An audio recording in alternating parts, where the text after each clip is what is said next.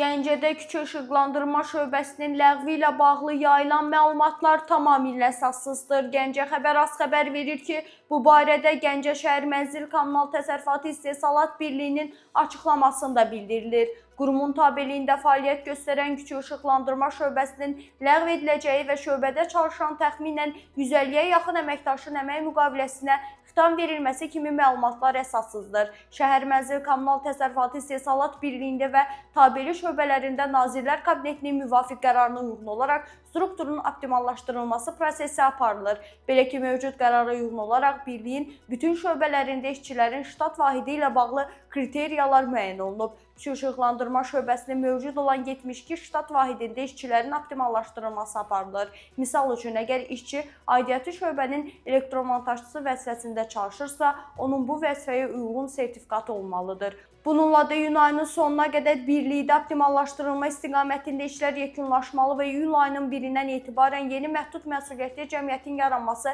nəzərdə tutulub, qurum əlavə edib. Qeyd olunur ki, bundan sonra İstehsalat Birliyində müasir tələblərə cavab verən və peşəkar iş təcrübəsinə malik əməkdaşlarla yeni müqavilələr bağlanacaq. Habelə əmək müqaviləsinə xitam verilməsi nəzərdə tutulan əməkdaşlara qanunvericiliyə uyğun olaraq həftədə bir gün yeni iş yerlərinin axtarışına icazə verilir. Həmçinin onlar qanunvericiliyin tələblərinə uyğun olaraq dövlət tərəfindən müavinətlərlə təmin ediləcəklər.